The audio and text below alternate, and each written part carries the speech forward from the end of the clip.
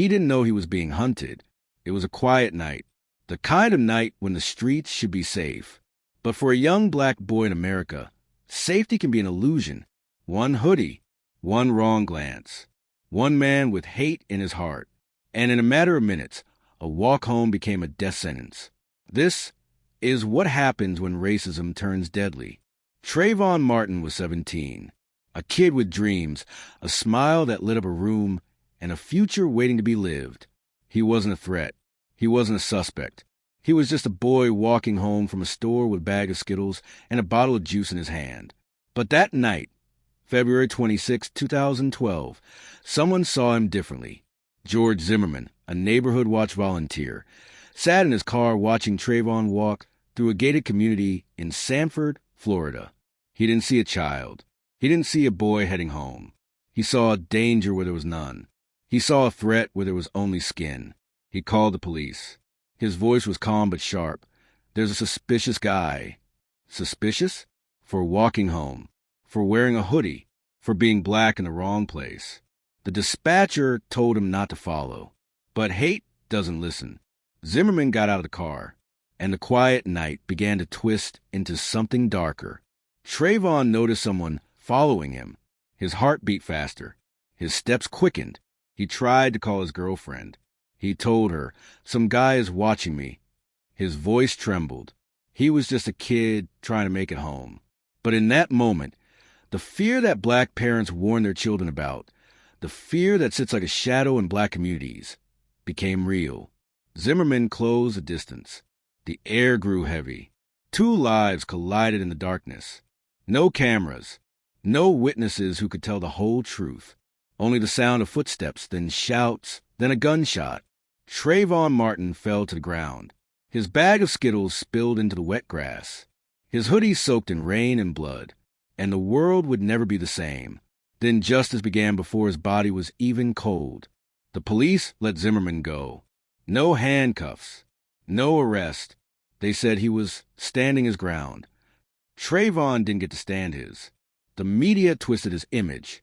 They dug up old photos, painted him as someone dangerous, someone to fear.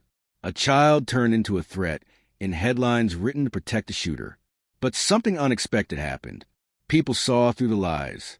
They saw the face of a boy who looked like their son, their brother, their friend. The nation began to rise. In living rooms, in classrooms, in the streets, people said his name.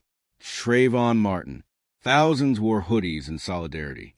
They marched through cities, holding signs, chanting for justice.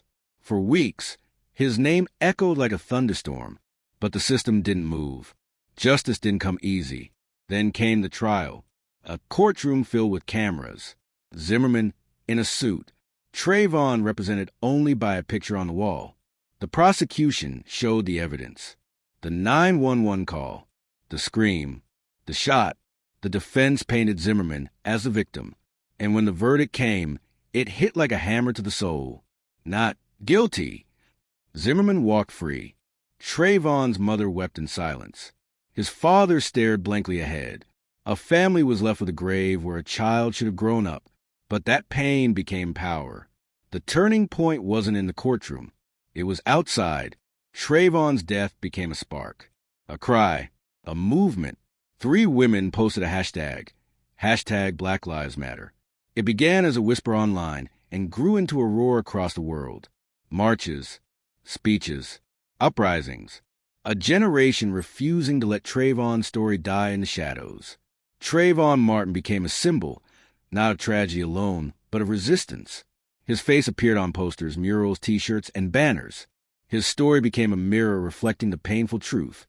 In America, racism can kill, but it can also awaken.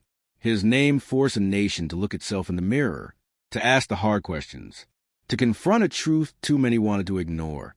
Trayvon should have made it home that night. He should have grown up. He should have lived. But his story will not be forgotten. When racism turns deadly, it doesn't just take one life. It shakes generations. It breaks trust. It exposes everything ugly beneath the surface. But it also unites those who refuse to stay silent.